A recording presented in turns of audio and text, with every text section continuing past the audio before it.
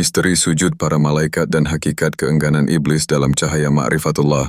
Dalam lembaran awal kisah penciptaan manusia, Al-Quran menyampaikan peristiwa agung yang melibatkan makhluk-makhluk langit, yaitu perintah Allah kepada malaikat agar mereka bersujud kepada Nabi Adam alaihissalam.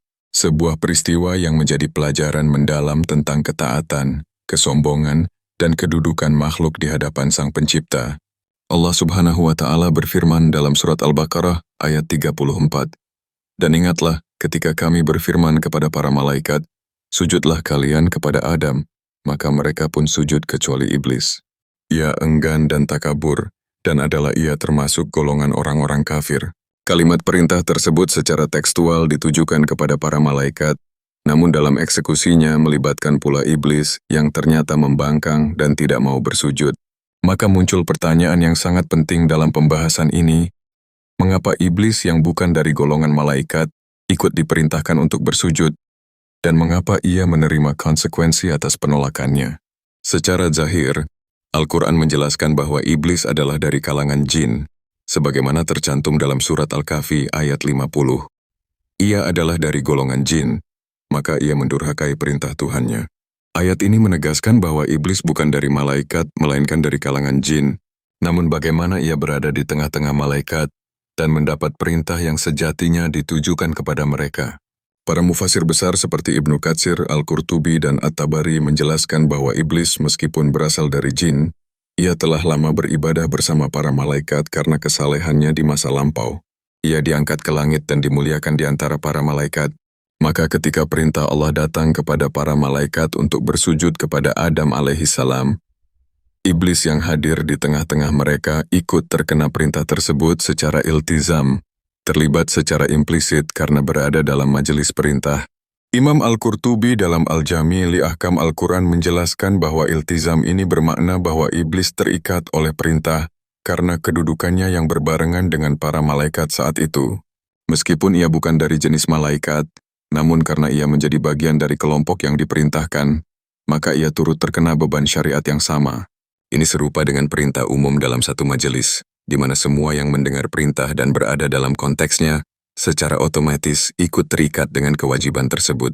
Maka tidak dapat dikatakan bahwa iblis terbebas dari perintah hanya karena jenisnya berbeda. Tafsir Ibnu Katsir juga menegaskan bahwa iblis adalah jin, tetapi ia mendapat kedudukan tinggi dan beribadah di langit. Saat diperintahkan sujud, ia menolak bukan karena tidak memahami perintah, tetapi karena kesombongan yang tertanam dalam jiwanya. Kesombongan iblis ini menjadi titik mula dari segala bentuk pembangkangan terhadap Allah. Dalam surat Al-A'raf ayat 11 dijelaskan, "Dan sungguh kami telah menciptakan kalian, lalu kami membentuk kalian. Kemudian kami berfirman kepada para malaikat, sujudlah kepada Adam. Maka mereka pun sujud kecuali iblis. Ia tidak termasuk mereka yang sujud." Penolakan sujud ini bukan hanya bentuk keengganan biasa, melainkan cerminan kesombongan dan pengingkaran terhadap kehendak Allah Subhanahu wa Ta'ala. Iblis berkata, sebagaimana dicatat dalam surat Al-A'raf ayat 12, "Aku lebih baik darinya. Engkau menciptakan aku dari api, sedang dia engkau ciptakan dari tanah." Inilah argumentasi iblis yang berlandaskan pada logika ego dan perasaan lebih unggul secara zat penciptaan. Ia merasa api lebih tinggi derajatnya daripada tanah, sehingga menolak untuk merendahkan diri kepada Adam alaihissalam. Padahal, di hadapan Allah, yang dinilai bukanlah bahan asal penciptaan, melainkan ketaatan dan ketundukan. Dalam ilmu makrifat, kisah ini menjadi simbol dari dua entitas batin, ketaatan yang ikhlas dan keakuan yang sombong. Sujud kepada Adam bukanlah bentuk ibadah kepada makhluk, melainkan bentuk ketaatan kepada perintah Allah. Para malaikat tidak pernah mempertanyakan hikmah dari perintah tersebut. Mereka patuh karena mengenal siapa yang memerintah. Ini adalah makrifat ketaatan. Sedangkan iblis menolak karena ia tidak melihat hakikat perintah, melainkan menilai objek perintah, Adam, berdasarkan zahir. Ini adalah makrifat nafsu, yang tertutup oleh keakuan dan merasa lebih mulia. Maka siapa saja yang menimbang perintah Allah dengan akalnya sendiri, dan menolak karena merasa lebih tahu, sesungguhnya ia telah mengikuti jejak iblis, meskipun secara lisan masih mengaku hamba yang taat. Kedudukan malaikat dan iblis dalam hakikat penciptaan merupakan pondasi penting yang harus dipahami secara tuntas dalam perspektif makrifat.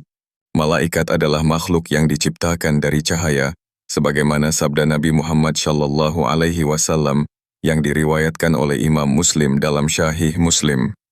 Khuliqatil malaikatu min nur, wa khuliqal jannu min marijin min nar, wa khuliqa Adamu mimma wusifa lakum. Malaikat diciptakan dari cahaya, jin diciptakan dari nyala api, dan Adam diciptakan dari apa yang telah dijelaskan kepada kalian. Hadis riwayat Muslim, nomor 2949. Dari sini kita memahami bahwa malaikat tidak memiliki hawa nafsu. Mereka tidak memiliki kehendak bebas untuk membangkang. Mereka hanya tahu taat, patuh, dan tunduk kepada Allah Subhanahu wa Ta'ala. Inilah sifat malaikat dalam maqam makrifat, yaitu kebersihan hati dari segala ego dan kehendak pribadi, sehingga tidak ada sedikit pun penolakan terhadap apa yang Allah perintahkan. Maka ketika Allah memerintahkan mereka sujud kepada Adam, mereka sujud tanpa ragu, tanpa debat, tanpa penundaan. Sujud itu bukan karena mengagungkan Adam sebagai makhluk, tetapi sujud itu karena perintah Allah semata. Berbeda dengan iblis yang berasal dari api. Dalam perspektif ruhani, api melambangkan sifat panas, ego, tinggi diri, dan mudah membakar. Ini adalah simbol dari hawa nafsu yang sombong, yang merasa lebih hebat dan tidak rela tunduk kepada sesuatu yang dianggap lebih rendah. Iblis, meskipun dulunya ahli ibadah dan telah lama bersama para malaikat, tetap memiliki esensi asal-usul yang berbeda. Jin, termasuk iblis, memiliki kehendak dan pilihan sebagaimana manusia. Ia diberi akal dan bisa memilih untuk taat atau durhaka. Maka ketika perintah Allah datang, iblis memilih untuk membangkang, dan ini membuktikan bahwa keakuan lebih kuat di dalam dirinya daripada ketundukan. Dalam hakikat penciptaan, ini mengajarkan bahwa sebanyak apapun amal seseorang, jika masih ada rasa lebih baik dari orang lain, maka kesombongan itu bisa menjerumuskan seperti iblis. Dalam tafsir At-Tabari, dijelaskan bahwa iblis berada dalam barisan malaikat karena kedudukannya sebagai penjaga langit, tetapi ia bukan dari jenis mereka. Ketika Allah memerintahkan para malaikat, iblis juga diperintahkan karena ia berada dalam golongan yang sama secara fungsional, meskipun tidak secara esensial. Maka penolakannya menjadi sangat berat, karena ia bukan hanya tidak taat, tetapi juga menolak ketika berada dalam posisi yang seharusnya menjadi teladan taat. Ini adalah bentuk pembangkangan yang sangat jelas. Oleh sebab itu, Allah mengeluarkan iblis dari rahmatnya dan menjadikannya terkutuk untuk selama-lamanya. Dalam ilmu makrifat, makna perbedaan asal penciptaan malaikat, manusia, dan jin bukan hanya bersifat fisik, tetapi memiliki dimensi simbolik yang dalam. Cahaya, tanah, dan api adalah lambang dari sifat ruhani. Cahaya adalah lambang kesucian dan ketaatan total. Tanah adalah lambang kehinaan yang menerima bentuk dan dididik. Sedangkan api adalah lambang kesombongan dan kehancuran. Maka ketika Allah menciptakan Adam dari tanah, sebenarnya Allah menunjukkan bahwa manusia adalah makhluk yang dapat dibentuk, dibimbing, dan menerima ilmu. Sedangkan iblis yang berasal dari api menolak bentuk pembentukan dan pengajaran, karena ia merasa sudah cukup sempurna. Iblis berkata, "Aku lebih baik darinya. Engkau menciptakan aku dari api dan dia dari tanah." Ia tidak menolak karena tidak tahu perintah Allah, tetapi karena menilai dengan ukuran batinnya sendiri. Maka dalam ilmu makrifat, ini adalah pelajaran bahwa setiap hamba yang mengukur perintah Allah dengan standar dirinya, sesungguhnya telah meletakkan akalnya di atas kehendak ilahi. Inilah yang disebut istikbar, sombong, bukan hanya sombong kepada makhluk, tetapi menolak Allah karena merasa diri lebih tahu. Dalam surat Syad ayat 75 hingga 76, Allah menegaskan, "Wahai iblis, apakah yang menghalangimu untuk sujud kepada yang telah aku ciptakan dengan kedua tanganku? Apakah engkau menyombongkan diri atau termasuk orang-orang yang tinggi? Angkuh." Ia menjawab, "Aku lebih baik darinya. Engkau menciptakan aku dari api, sedangkan dia engkau ciptakan dari tanah." Ketika seseorang mulai membandingkan dirinya dengan sesama hamba, merasa lebih alim, lebih zuhud, lebih rajin ibadah, maka ia sedang membuka celah masuknya sifat iblis ke dalam jiwanya. Kesalehan tanpa kerendahan hati akan menjadi bara api seperti asal iblis. Oleh karena itu, jalan makrifat menekankan pada penghancuran ego, fana terhadap keakuan, agar yang tersisa hanya kesadaran bahwa semua ketaatan, semua ilmu, semua ibadah hanyalah semata-mata dari Allah. Siapa yang menyadari hal ini, maka ia tidak akan pernah merasa lebih dari yang lain. Para sufi besar seperti Syekh Abdul Qadir Al-Jilani rahimahullah menyampaikan bahwa seseorang tidak akan mencapai derajat hakikat kecuali ia menganggap dirinya hamba yang paling hina. Begitulah Adam diciptakan dari tanah, asal yang rendah, agar mengajarkan manusia bersifat rendah hati. Dan begitulah iblis diciptakan dari api, agar manusia belajar menghindari sifat panas hati dan sombong. Maka perintah sujud kepada Adam adalah simbol tunduknya semua ego terhadap hakikat kehambaan. Dengan demikian, kedudukan malaikat sebagai makhluk yang bersih dari nafsu menjadikan mereka lambang puncak kepatuhan. Iblis, yang berasal dari makhluk yang punya kehendak bebas, menunjukkan bahwa kesempurnaan ibadah belum menjamin keselamatan jika masih ada sebutir sombong dalam hati. Dan manusia, yang berasal dari tanah, menunjukkan bahwa kehinaan zahir tidak menjadi penghalang untuk mencapai makam tertinggi, asalkan hatinya bersih dari keakuan dan tunduk sepenuh jiwa kepada Sang Pencipta. Makna sujud dalam konteks makrifatullah tidak hanya terbatas pada gerakan fisik merendahkan diri ke tanah. Sujud dalam pengertian hakikat adalah bentuk totalitas penyerahan jiwa kepada Allah Subhanahu wa Ta'ala, yakni menyatu dengan kehendaknya, melepaskan segala keakuan, dan tunduk sepenuhnya kepada cahaya kebenaran ilahi. Sujud zahir adalah simbol dari sujud batin, dan dalam ilmu makrifat, yang utama adalah batin yang tunduk. Jika seseorang sujud secara fisik, tetapi hatinya masih meninggi, maka sujudnya belum sampai kepada makna. Karena makna sejati dari sujud adalah meniadakan segala bentuk keberadaan selain Allah. Dalam istilah sufi, hal ini disebut fana, lenyapnya kesadaran akan diri dalam kehadiran mutlak Allah Subhanahu wa Ta'ala. Sujud para malaikat kepada Adam alaihissalam bukanlah sujud penyembahan kepada makhluk, tetapi sujud ketaatan kepada perintah Allah. Hal ini ditegaskan dalam tafsir para ulama seperti Al-Qurtubi dan Ibnu Katsir, bahwa sujud tersebut adalah sujud takrim, penghormatan, yang diperintahkan oleh Allah. Dalam Al-Quran, Allah tidak memerintahkan sesuatu kecuali memiliki hikmah yang agung.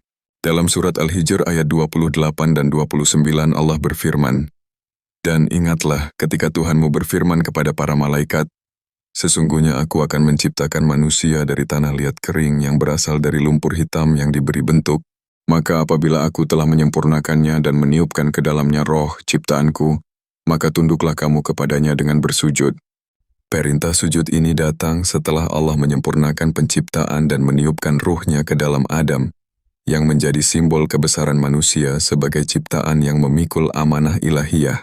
Dalam perspektif makrifat, sujud ini adalah pengakuan atas kehadiran cahaya Allah di dalam manusia. Ketika para malaikat sujud, mereka sebenarnya sujud kepada hakikat yang Allah tempatkan dalam Adam, yaitu ruh ilahi yang ditiupkan ke dalam jasad tanah. Ruh ini berasal dari sisi Allah, sebagaimana firman-Nya dalam surat As-Sajdah ayat 9. Kemudian Dia menyempurnakannya dan meniupkan ke dalamnya roh ciptaannya, dan Dia menjadikan bagi kalian pendengaran, penglihatan, dan hati. Tetapi sedikit sekali kalian bersyukur. Sujud kepada Adam adalah pengakuan malaikat terhadap manifestasi kehendak Allah yang menjadikan makhluk tanah hina menjadi tempat bersemayamnya cahaya ruhani. Dalam hal ini, makrifat memandang bahwa sujud para malaikat adalah sujud kepada kehendak dan kebesaran Allah, bukan kepada bentuk fisik Adam semata. Sementara iblis, karena matanya buta terhadap hakikat, hanya melihat tanah yang hina. Ia tidak melihat ruh yang berasal dari Allah. Ini pelajaran bagi manusia agar tidak menilai sesuatu hanya dengan pandangan zahir, sebab pandangan zahir akan selalu membatasi seseorang pada bentuk dan wujud, sedangkan pandangan makrifat menembus hingga ke cahaya asal. Iblis tertipu oleh bentuk luar Adam, dan menganggap dirinya lebih mulia karena diciptakan dari api. Ia lupa bahwa mulia atau tidaknya suatu makhluk bukan karena zat penciptaan, tetapi karena kedudukan ruh dan ketaatan kepada Allah. Dalam kitab-kitab tasawuf seperti Ihya Ulumuddin karya Imam Al-Ghazali, disebutkan bahwa sujud adalah makam tertinggi dalam ibadah. Sebab dalam sujud, seorang hamba meletakkan anggota tubuh paling mulia, wajah, di tempat yang paling rendah, tanah. Ini bukan hanya gerakan fisik tetapi simbol kerendahan hati. Dalam makrifat, sujud adalah saat di mana hamba paling dekat dengan Rabb-Nya. Nabi Muhammad SAW bersabda, keadaan terdekat seorang hamba dengan Rabb-Nya adalah ketika ia bersujud, maka perbanyaklah doa saat itu. Hadis riwayat Muslim, nomor 279. Kedekatan ini bukan hanya secara posisi, tetapi juga secara ruhani. Sujud adalah pengakuan mutlak bahwa tidak ada daya dan upaya kecuali dengan pertolongan Allah. Maka dalam ilmu makrifat, sujud adalah keadaan di mana semua sifat kebendaan dan keakuan dihancurkan. Hamba yang sejati bukan hanya bersujud 5 kali sehari dalam sholat, tetapi hatinya bersujud setiap saat, dalam setiap nafas, dalam setiap kehendak, dalam setiap langkah hidupnya. Sujud batin inilah yang menjadi makam para wali, yang telah fana dari dirinya dan baka bersama Allah. Mereka tidak menghendaki apa-apa selain Allah, tidak mencintai apa-apa selain Allah, dan tidak takut kepada apa-apa kecuali kepada Allah. Inilah makna dari firman Allah dalam surat Al-Fatah ayat 29. Muhammad adalah utusan Allah, dan orang-orang yang bersama dengan dia bersikap keras terhadap orang-orang kafir, tetapi berkasih sayang sesama mereka. Kamu lihat mereka ruku dan sujud mencari karunia Allah dan keridaannya. Tanda-tanda mereka tampak pada wajah mereka dari bekas sujud.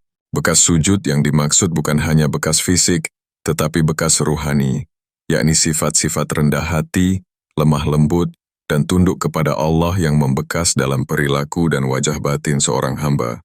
Inilah sujud yang hakiki. Maka, kisah perintah sujud kepada Adam adalah panggilan kepada seluruh manusia agar merenungi makna kehambaan. Bahwa siapapun yang tidak mau tunduk kepada perintah Allah karena merasa lebih tahu, lebih mulia, lebih tinggi, maka ia sedang mengikuti jalan iblis. Sujud bukan hanya tentang posisi tubuh, tetapi tentang posisi hati. Apakah hatimu bersujud atau tidak?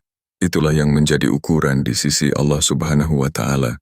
Iblis, dalam kacamata makrifat, bukan sekadar makhluk yang menjadi simbol pembangkangan semata, melainkan refleksi dari sifat-sifat batin manusia yang belum tersucikan.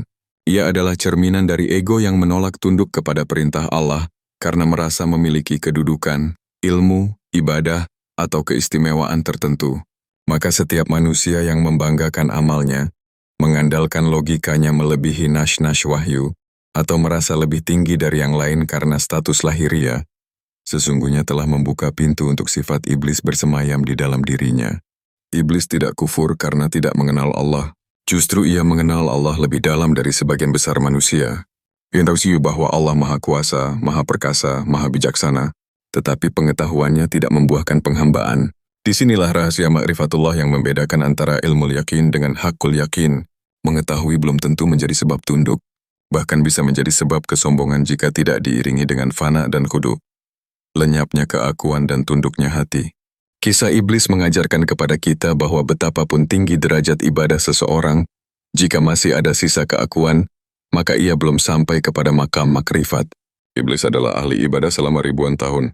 Dalam beberapa riwayat disebutkan bahwa ia pernah menjadi imam para malaikat di langit ke-7. Namun semua itu hancur dalam sekejap karena satu titik hitam dalam hatinya, takabur.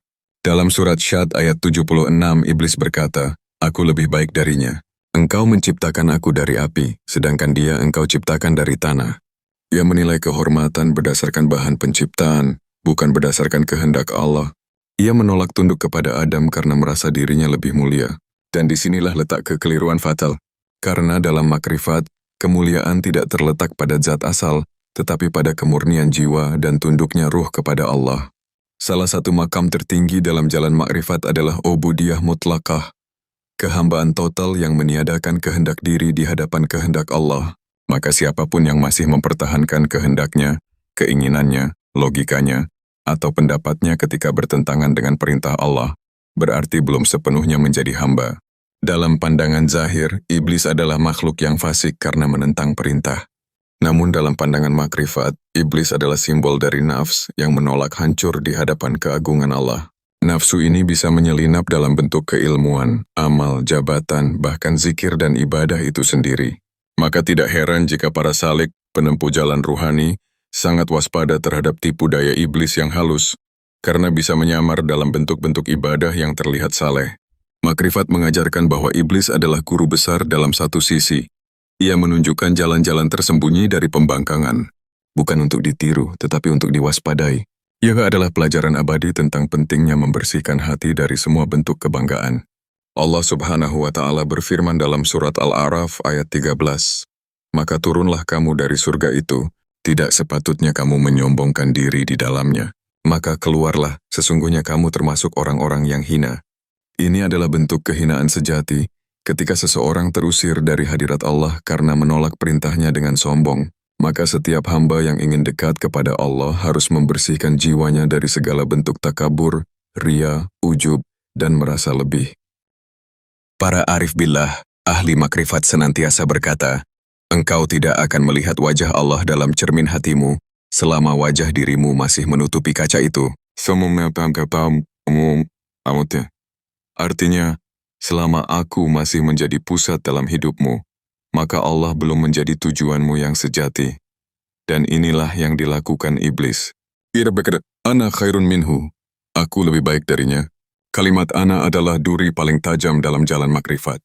Karena tidak ada tempat bagi dua keberadaan dalam satu ruang. Jika aku hadir, maka dia tersembunyi. Jika dia hadir, maka aku sirna. Maka maqam tertinggi dalam makrifat adalah ketika hamba itu tidak lagi berkata aku, melainkan hanya melihat Allah dalam segala sesuatu. Sebagaimana ucapan Sayyidah Rabi'ah Al-Adawiyah rahimahullah, aku tidak menyembahmu karena takut neraka atau berharap surga, aku menyembahmu karena engkau memang layak untuk disembah.